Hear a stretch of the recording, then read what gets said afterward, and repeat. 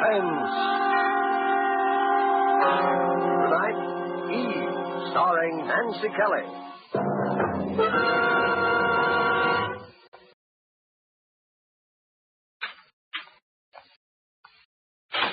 Right over there, Miss Jeremy, second booth. Thank you. You got 5 minutes.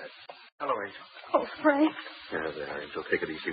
We don't have much time. Oh, but to have to talk to you like this through an iron screen.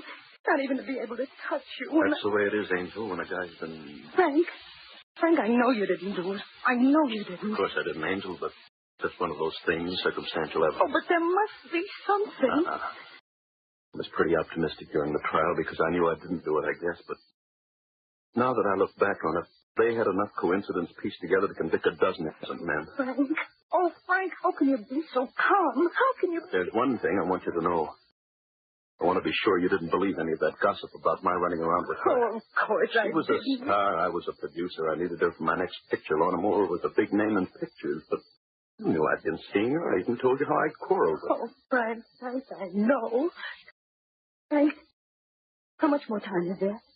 2 or 3 more minutes. No, I mean... Oh. 6 weeks. Yeah. Frank, I'm going to do something. What can you do, Angel? Don't you realize there's a murderer running around loose? Some man who's free and having fun and going out with girls. I'm going to find him. How could you find him? The police tried for weeks. They didn't try. All they wanted was to convict you. But it is nice to hear you say it, Angel, because... What? Because it makes me know you really did love me. Oh, Frank. You see, there are things you can face when you're like this you didn't dare talk about or even think about before. I always loved you, Eve. But you were so much younger and full of ambition. Oh, Frank, don't. I'm sorry. I wish I could have done things for you. There won't be much left for you now. You know how it is in this business. You spend it as fast as Frank, you make it. stop. Please stop. No, I'm not. Forgive me. But it's wonderful to know how you do feel. Frank, I'm not going to let this thing happen. There must be something. There must be some clue somewhere. Well, don't you think the police... Something the police didn't know. Something you saw when you were up there and didn't tell them. I couldn't have very well told them anything about that when my whole defense was that I hadn't been up there. But there wasn't anything, nothing important. Oh, but there must have been something. Whoever was there before you, whoever did it must have left some trace. Well, there was her address book. Yeah, I stuck it in my pocket because, well, it was open at the letter J and my name was in it. Silly thing to do, but it's in a little secret drawer in my desk. Oh, right. Why didn't you tell somebody sooner? What was the use? But I told them I'd been up there. Oh, yes. There was another little thing. I hadn't thought. Frank? A smell. What kind of... Cigar smoke. Time's up, Miss Jeremy. Frank? All right. All right every day. All right, Miss Jeremy. Goodbye. So long, Angel.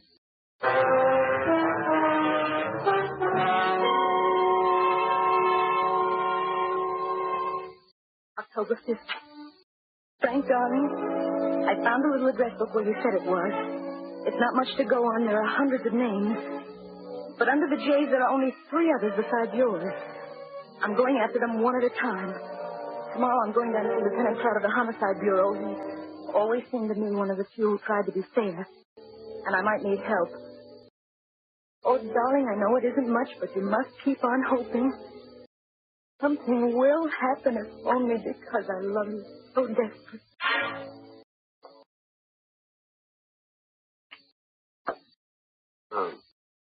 What's your angle, Mrs. Jeremy? My angle? Yeah. Why are you doing all this? But he's my husband. I love him. Oh, look, Mrs. Jeremy, the cops around this town aren't exactly dummies, you know. You know what you were like before you married. All right, Dick Tracy. A person can change, can't they? Sure they can. A cop just hates to have anyone think they can make a sucker out of them. You know how it is. Well, you can skip the apologies if that's what they're supposed to be. Sure. Now, what do you want me to do? Well, what kind of evidence would I have to have?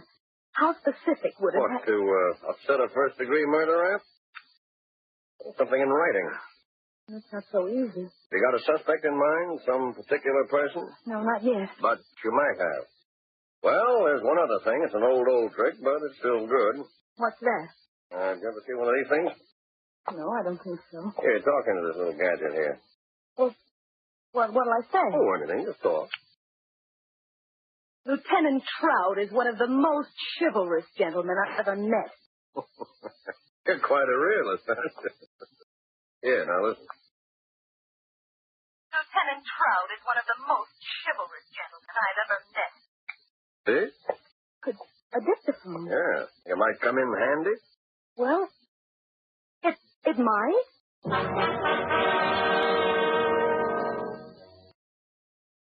October 7th. Darling, Trout has installed a dictaphone in my new apartment. It's only a room, really. And, of course, I've changed my name to Evelyn Jarvis, and my appearance. I don't think that even you, my darling, would recognize me now.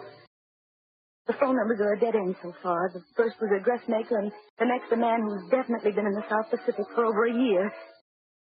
But there's one more, a Jerry Jordan. I'm going to call him this afternoon. Oh, my darling, I miss you. I miss you.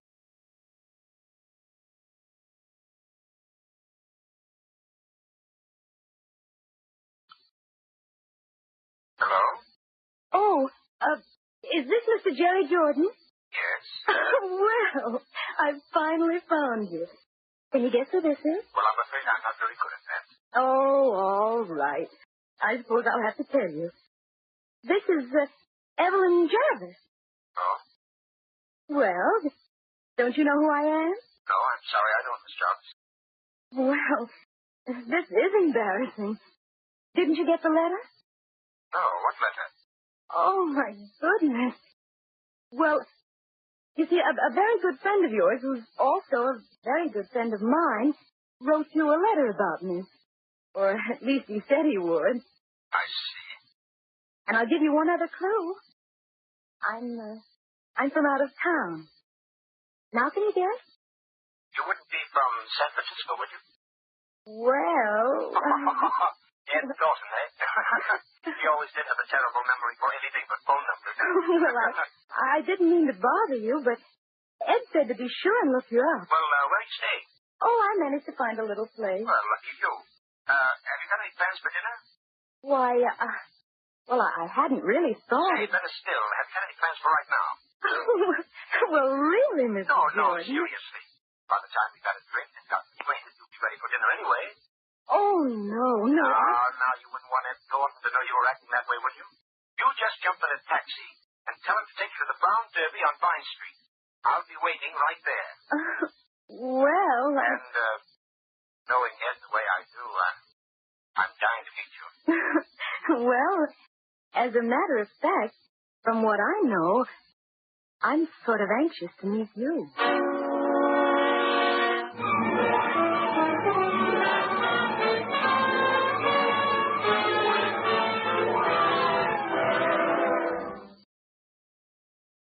Darling, just a quick P.S. I'm going to meet him now at the Brown Derby. The Jerry Jordan. A hunch he is. I don't know why. I'll remember what you said about cigar smoke. And yet, although I've got a hunch, it makes me feel a little shaky to be going there. He's got such a nice voice to be a murderer.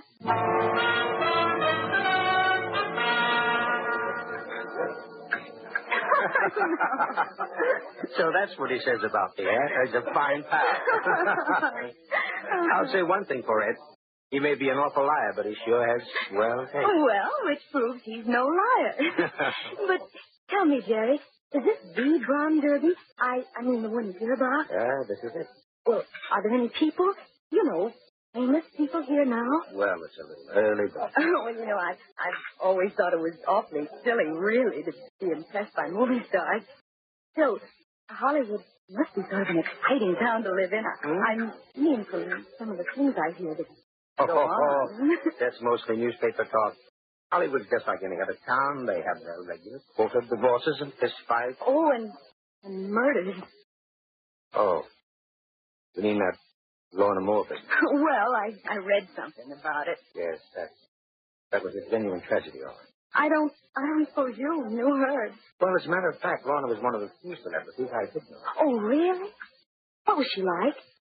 Well, Lorna was a long ways from being the sweet little thing she seemed to be on the screen. Oh, but murder was... Yes, I suppose nothing really excuses that. Well, anyway, they got the man who did it. Frank Jeremy? Yes, I guess they did. You mean you don't think that... Oh, the case looked good enough. You can't always tell about those things, though. Any number of people might have done it. I'm afraid little Lorna's life was kind of a mess. But Jerry, were you... Mixed up with Lorna? No. But didn't the police... I mean, I should think with a woman like that, all of her They friends... nabbed Jeremy so quick they didn't even question anyone else. Anyway, I was out of town when it happened. Oh. Jerry, may I have a cigarette? I'm sorry. I don't use them. I'll get you some, however. I only smoke cigars. What did you say? I said I only smoke cigars.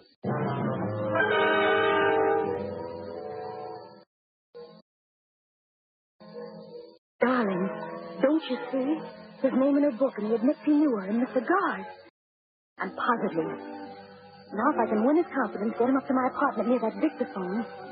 Oh, I know I can do it. We've still got 4 weeks, darling, and I'll have to be awfully careful. He's clever and intelligent. Imagine a man who can carry a thing like that in his conscience and still be so terribly nice and courteous and thoughtful. But I'm going to win for you.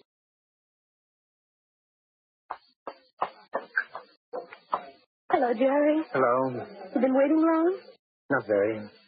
Jerry, is something the matter? I don't know, darling. But why do we always have to meet here? Why can't I pick you up at your place? I don't even know where it is. Sometimes it's almost as though you were, keeping some sort of a secret from me. Oh, isn't it a woman's privilege to have secrets? Don't talk like that, darling. Oh, Jerry, you must know by now I couldn't have any secrets from you. Oh, I'm a fine one to talk, I guess. The fact is, I've been holding out on you, darling. I don't live in that hotel. I live in a place out in Beverly Hills with about 30 rooms and a swimming pool a block long. I've got more money than I know what to do with. Oh? Oh, darling, I feel like a dog about it now, but I didn't want you to know at first. Oh, and said you were sure I didn't care about money. Is that it? Yes. Try to forgive me, will you? Oh, my poor darling. Will you? Of course I will. I do. And Jerry. Yes. About those secrets of mine. Suppose there were some things I couldn't tell you yet. Would that matter? Not if I was sure you would tell me someday. Jerry, I promise you that someday I will tell you.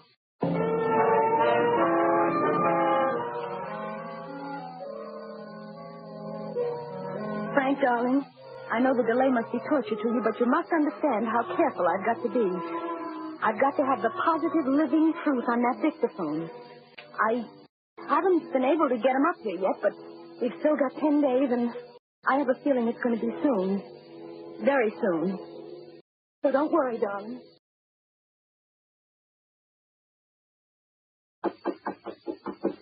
Who is it? Hi, Harry. Oh, wait a minute.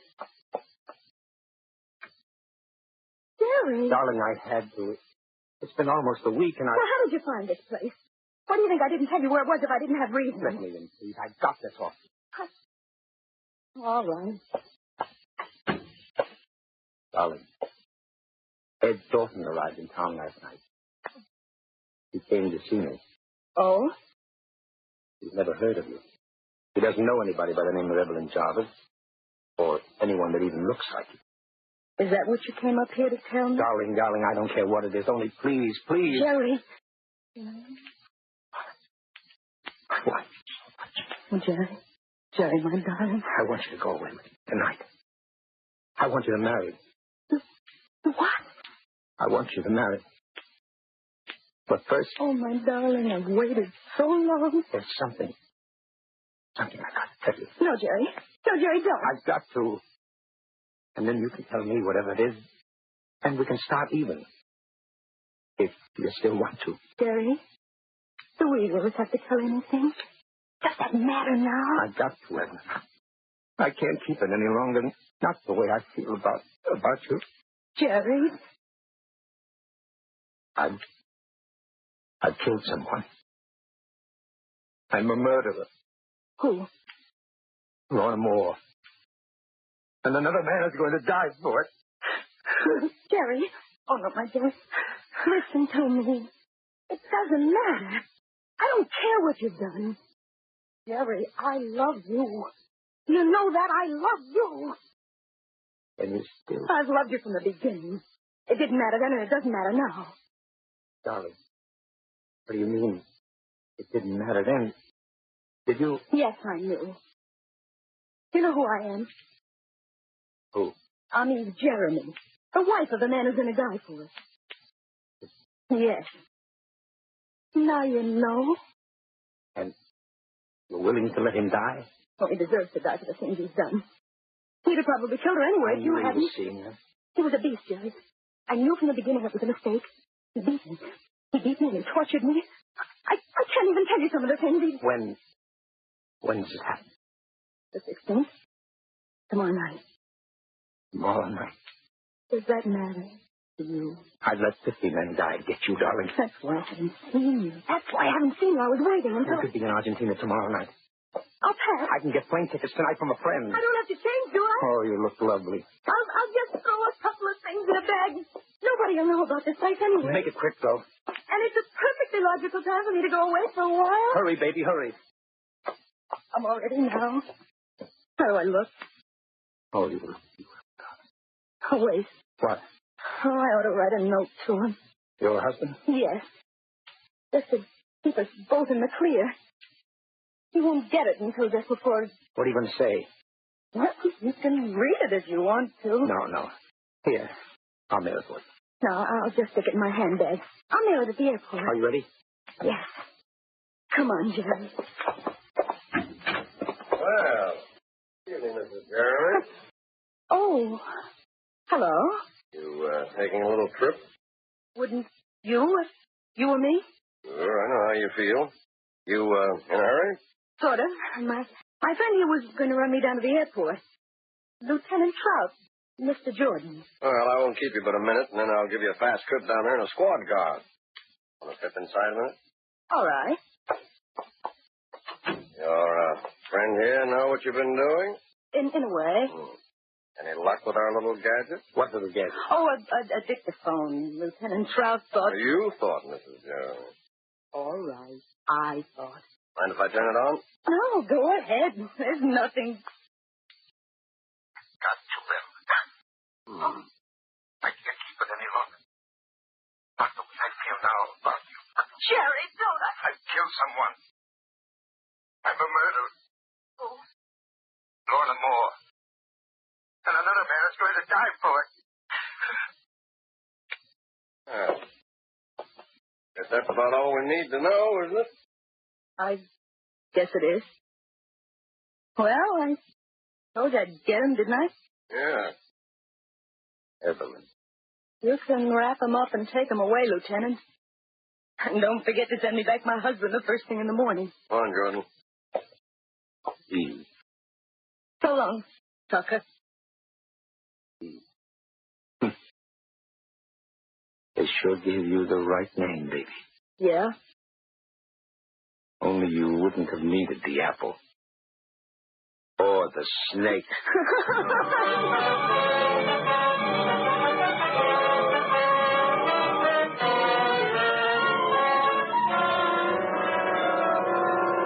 Oh, Frank, darling. Holly, it just doesn't seem possible. Back here in our own home, out here on our own terrace again. Everything just the way it was. Yeah. You remember when we first took the place, how happy we were, and how the agent took us out on this terrace, and if it would be too high up, if we were afraid of high places? Frank, is something bothering you? Well, Eve... Oh, tell me, darling. Oh, I know you've been through so much. When I think that today you might have... Now, look, Angel, I haven't any kick coming. You saved my life. Oh, darling. And I know what the answer is anyway, but it would only prey on my mind if I didn't talk to you about it. And there shouldn't be anything like that between us ever, should there? Well, of course not, darling. What is it? I have a record here. What record? That the police took off your dictaphone. Oh, well, I Frank, want to play it back for you, Angel. I'll put it on the phonograph here Oh, on but the terrace. Frank, please, dear. All right, Angel. I know. Jerry. Oh, my Jerry, listen to me. Doesn't matter. I don't care what you've done. Jerry, I love you. You know that. I love you. I loved you from the beginning. It didn't matter then, and it doesn't matter now. Darling, what do you mean? It didn't matter then. Did you? Yes, I am. You know who I am? Who? I'm Jerry. The wife of the man who's going to die for it. His wife. Yes.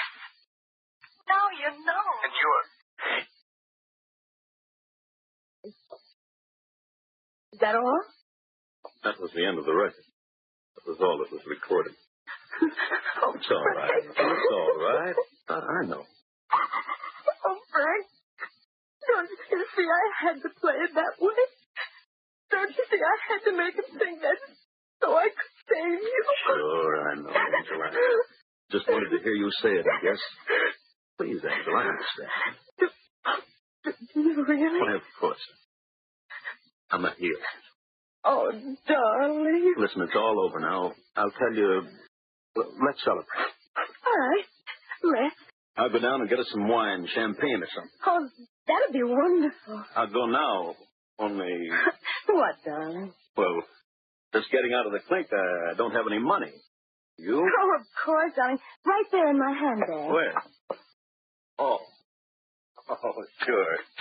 Sure, you've got plenty. Say, here's a letter. A letter? Yeah, and it's addressed to me. A letter? A letter? Oh, Frank. Well, you must Frank, have forgotten to... Frank. No, Frank. No, Frank, no. No, Frank, I didn't. I can explain just how, Frank. Please. Angel!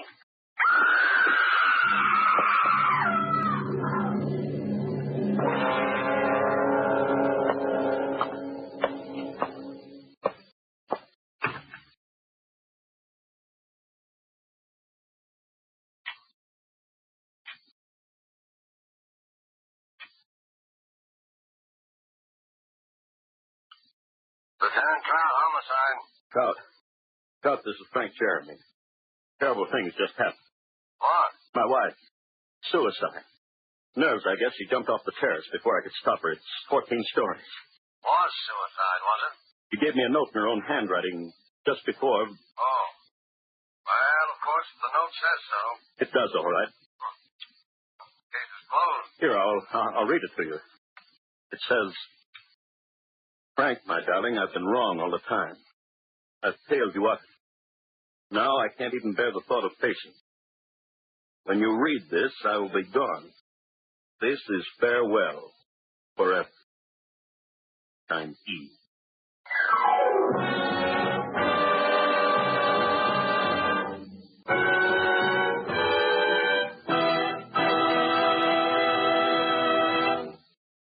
And so closes E, starring Nancy Kelly.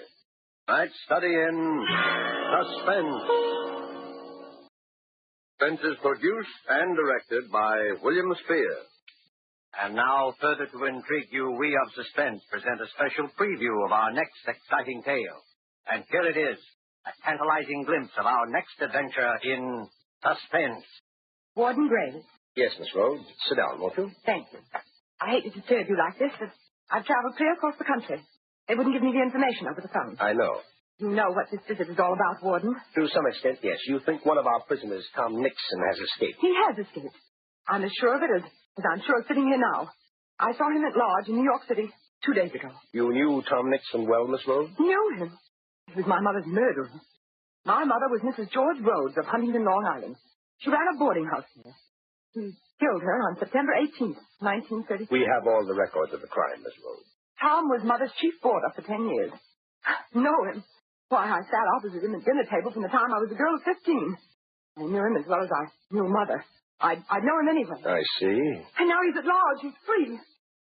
Oh, he's this place. Maybe you're not aware of it. Maybe even his fellow prisoners aren't aware of it. But he's wormed his way out. And he's after me. He's after me. Oh, now, my dear young lady. Warden Gray. 10 years ago, Mother was found murdered. I knew it couldn't have been anyone but Tom. I testified against him. I was the chief, practically the only witness at the trial. And when they sentenced him here for life, he swore to kill me. He swore in the open court to get even with me. 10 years I've lived in deadly fear. Watched the newspapers for prison breaks. I've moved from house to house. Made few friends. He hung over me like a shadow. Even though I told myself he was locked up here forever. And now it's come. And where exactly did you see the prisoner, Miss Rose? That's just the point. That's why I know he's after me. Saw him in my own apartment. Well. He has a job there, running the elevator at night. This is so horrible. I've never married Warden Gray. I live all alone in a small 3-room penthouse on the 18th floor of an office building. The other night, about a week ago, I came home alone from the movies after midnight.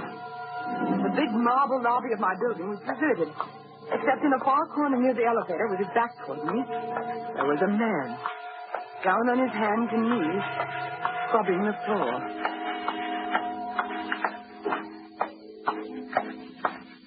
Good evening. Evening.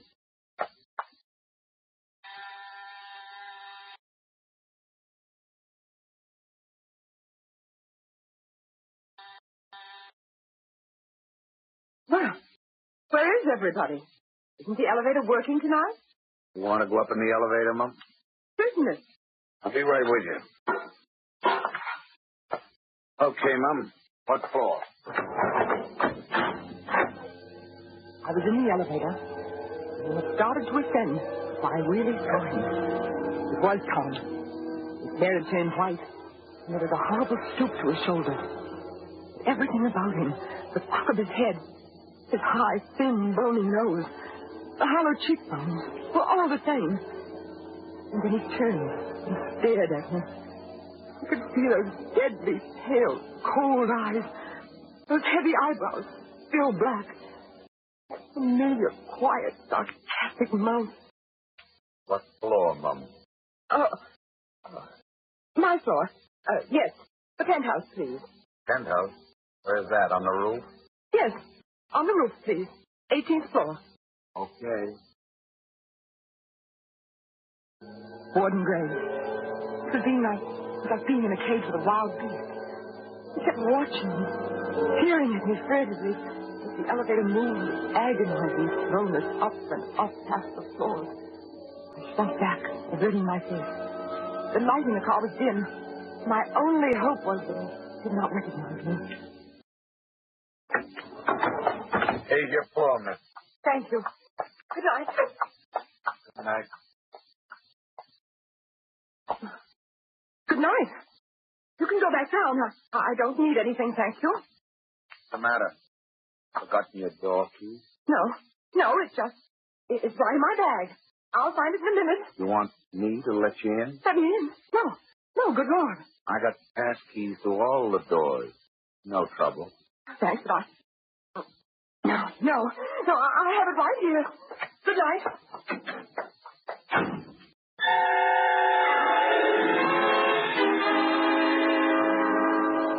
And so until our next performance, when you will hear the rest of this exciting tale, we keep you in suspense.